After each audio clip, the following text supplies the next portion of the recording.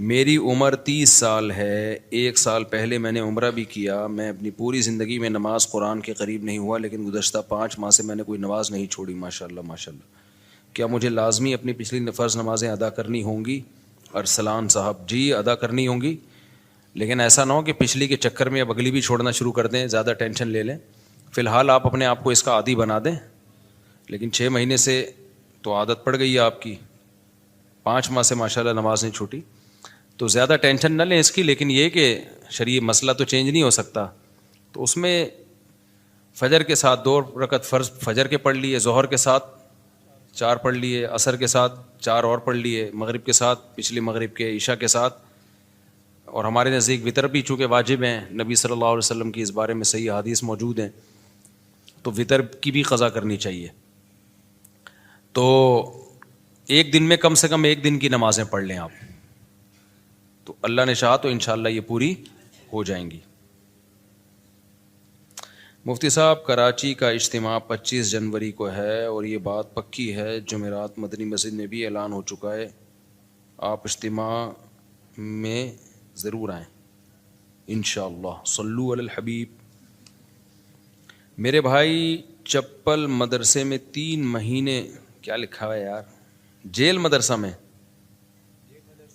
یہ کدھر ہے جیل مدرسہ؟ جیل مدرسہ میں 3 مہینے، جیل کو چپل لکھا ہوا ہے. مہینے رہ کر آیا، آپ سے دعا کی درخواست ہے، دل سے دعا ہے جی.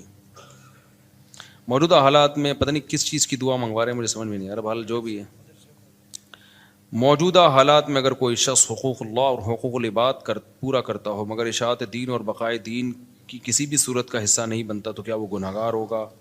جی گنہگار ہوگا، کیونکہ نہی عن المنکر فرض ہے، تو ہر شخص پر اپنی استطاعت کے بقدر نہی عن المنکر فرض ہے.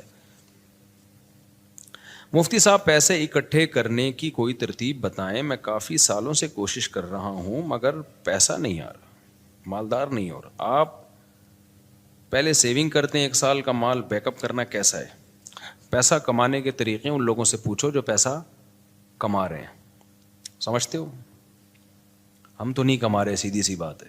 جو تھوڑا بہت تجربوں کے بعد ایک، یعنی کمانے کا مطلب کوشش نہیں کر رہے کمانے کی، ہمیں تو بغیر کوشش کا ہی مل رہا ہے. کیونکہ اب تجربے پہلے میں کر چکا ہوں، انویسٹمنٹ کے ڈبو چکا ہوں، پھر مجھے تعلقات کی بیس پہ ایسے ایماندار تاجر مل گئے کہ ان کے ساتھ جب انویسٹمنٹ کیا تو وہ ایمانداری کی بیس پہ انہوں نے مجھے نفع دینا شروع کیا. تو یہ ہر ایک کو یہ فیسلٹی ملتی نہیں ہے. سمجھتے ہو کہ نہیں سمجھتے؟ تو ایماندار لوگوں کا ملنا بڑا مشکل ہے. اب جب انسان کے تعلقات بہت بڑھتے ہیں تو پھر ایماندار لوگ اس کو لاکھوں میں 2-4 مل جاتے ہیں. اب آپ کو تو لاکھوں ملیں گے نہیں، تو 2-4 کہاں سے ملیں گے اس میں؟ تو یہ جو ہے نا پیسہ کمانے کا، ان لوگوں سے پوچھو جو پیسہ کمانے کے طریقے جانتے ہیں. میری تو زندگی پیسے کو لات مارنے میں گزری ہے، نہیں کمانے میں گزری ہے. لوگ یہ سن کے حیران ہوتے ہیں مولوی صاحب باتیں کیسی کر رہے ہیں. اور یہ کوئی خوشی کی بات نہیں ہے کہ لات مارنے میں گزری، بیوقوفی کی ہے میں نے، لیکن کی ہے. یہ کاروبار میں نے کیا تو جان کر اس کو ٹھپ کرنے کی کوشش کی. یعنی میرے پاس کسٹمر جب آتا تھا نا، 2007-8 کی بات کر رہا ہوں، میرا شہد کا بزنس تھا، گھر میں شہد کا اسٹاک پڑا ہوا ہوتا تھا. یہاں بندہ آ کے کہتا تھا جی 1 کلو آپ بیری کا شہد، یہ کیش اماؤنٹ دے رہا ہوں آپ لے آئیں جا کے. میں کہتا اوپر کون جائے یار سیڑھیاں چڑھ کے جانا پڑے گا، لے کر آنا پڑے گا. تو میں کہتا تھا ایسا کریں آپ کل آ جائیں، کائنڈلی آپ کب آ جائیں. وجہ اس کی یہ تھی کہ مجھے یہ تھا کہ ناشتہ میں نے کر لیا، دوپہر کھانا میں نے کھا لیا، رات کا کھانا پڑا ہوا ہے، مدرسے سے اتنی تنخواہ مل رہی ہے کہ میرا راشن پانی 2 گھروں کا ہو جاتا ہے. مہینے کے بعد کچھ نہیں بچتا تو تنخواہ آ جاتی ہے. تو اور اگر جامعہ سے تنخواہ نہیں ملے، بعض دفعہ وہاں بھی حالات ایسے چلتے رہتے ہیں 2-2 مہینے، تو دکان والے سے اتنے تعلقات ہیں وہ کریڈٹ پہ دے دیتا ہے. جب 2 مہینے بعد تنخواہ ملے گی تو 2 مہینے کے اکٹھے پیسے نمٹا دیں گے اس کو. تو ایسے ہمارا حساب کتاب چل رہا تھا. تو مجھے یہ تھا کہ یار میری خواہش کیا ہے، گھر ذاتی گھر پراپرٹی تو میری خواہش نہیں ہے. ایک گھر مسجد نے دیا ہوا ہے، ایک جامعہ تو رشید مجھے اس کا رینٹ دیتا ہے، میں جامعہ میں ٹیچر ہوں. تو گھر کا رینٹ، وہ 2 بیویاں تھیں میری اس وقت، تو ایک کا رینٹ جامعہ دے رہا ہے، گیس بجلی کا بل، اور ایک گھر مجھے مسجد میں امامت ہے. تنخواہ تھوڑی ہے لیکن مجھے یہ سہولت ہے، انہوں نے گھر دیا ہوا ہے. اور مجھے کیا ضرورت ہے پیسہ، میری جو اپنی کھوپڑی تھی وہ یہ تھی. تو گھر میں آٹا، دال، گوشت، انڈا جو ضرورت ہوتی ہے، ہر روزانہ گوشت نہیں بنتا تھا، ہفتے میں 1-8 دفعہ گوشت بن جاتا ہے، بہت ہو ہفتے میں. کیٹو ٹوپی ڈرامہ چھوڑ دو، کیٹو ڈائٹ یہ غریبوں کے کام نہیں ہے.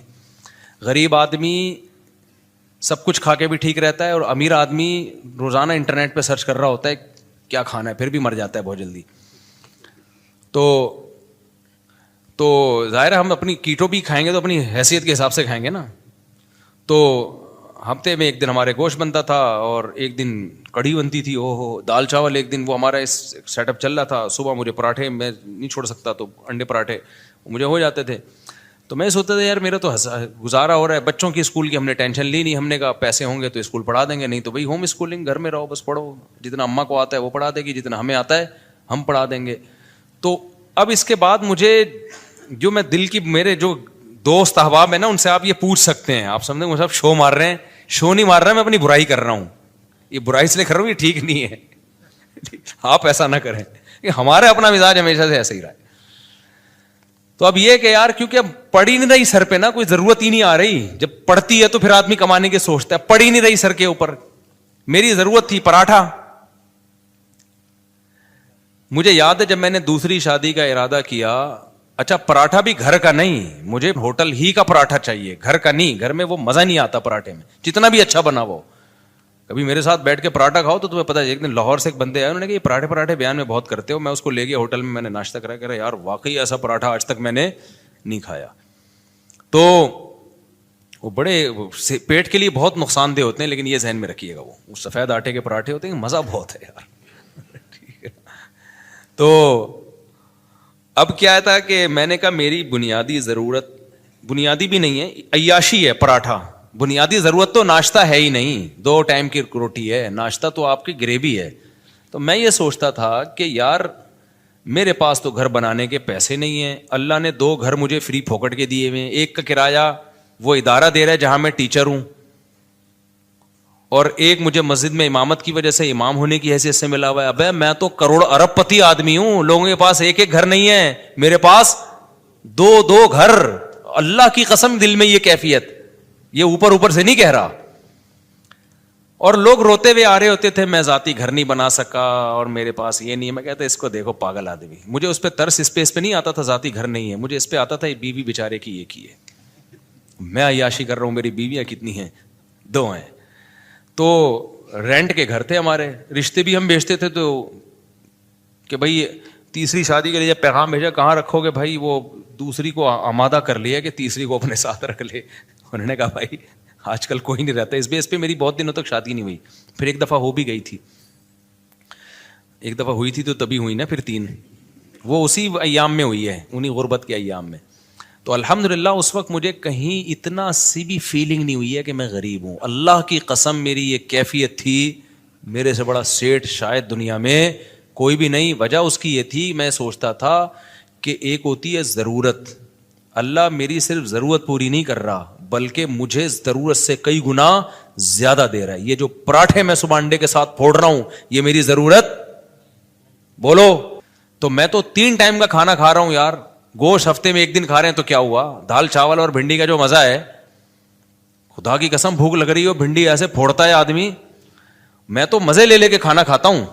بھوک لگ رہی ہو, ابھی مجھے لگ رہی ہے بھوک, باقی مجھے سخت بھوک میں نے دوپہر کھانا نہیں کھایا اس لیے بھوک لگ رہی ہے, صبح کا ناشتہ کیا ہوا ہے. تو اب میں نے سب گھروں میں فون گھمایا کیا پکا ہوا ہے. یہ سہولت ہے, تم غریب ہو.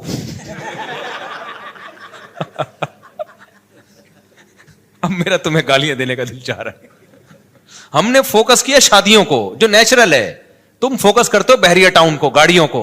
یہ نیچرل تھوڑی ہے یار. جو نیچرل لذتیں ہیں وہ تو بیوی اور بچوں میں ہیں. سمجھتے ہو کہ نہیں سمجھتے؟ بیویاں ہونی چاہیے, بچے ہونے چاہیے, وہاں سے محبتیں ملتی ہیں. گاڑی بھی تو تھوڑے دن میں جی بھر جاتا ہے, پھر آدمی کہتے ہیں اس سے اونچی کی گاڑی, پھر اس کے بعد پھر بڑے بڑے لوگ گاڑیاں بیچ دیتے ہیں, اوبر میں جا رہے ہوتے ہیں. وہ یہ کھلونے ہیں تھوڑے دن کے دل بہلانے کے, ان سے دل بھر جاتا ہے. نہ بیویوں سے دل بھرتا ہے نہ بچوں سے دل بھرتا ہے. یہ تو نیچرل ہے نا. پراٹھے سے دل بھرتا ہے, کبھی روٹی سے دل بھرا کسی کا؟ 1 دن کھائی 2 دن کھائی, اب میں نہیں روٹی کھا رہا, اب پھر بھوک لگے گی پھر روٹی کھانے کا دل. یہ نیچرل ہے. تو ہم شروع سے کوشش کرتے ہیں نیچر پہ رہیں بھائی, نیچر پہ رہیں. تو یہ تو بچکانا باتیں ہیں, گاڑی بنگلہ بحریہ ٹاؤن, پیسہ بہت دے دیا تو بنا لو, نہیں ہے تو یہ کوئی تھوڑی فضول چیزیں یار. دیواروں اینٹوں سے, میں نے تو اپنی زندگی میں ایسے ایسے لوگوں کو دیکھا اربوں روپے لگا کے انہوں نے شیش محل بنایا, اتنا بہترین گھر, خدا کی قسم رہنا نصیب نہیں ہوا. جس دن گھر تیار ہوا ہارٹ اٹیک ہوا, مر گئے. کاش وہ اربوں روپے لگا کے اپنی صحت کا خیال کر لیتے یا کچھ اور کر لیتے. تو وہ بچے بھی پھر وہ فری پھوکٹ کے پیسہ نا بیچ باچ کے کھا رہے ہوتے ہیں, عیاشیوں میں اڑا رہے ہوتے ہیں.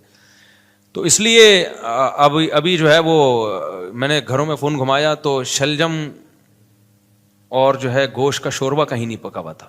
تو گارڈوں سے میں نے پوچھا تم لوگوں نے کیا پکایا؟ انہوں نے کہا شلجم گوشت. میں نے کہا ہم آپ کے ساتھ کھانا کھائیں گے آج.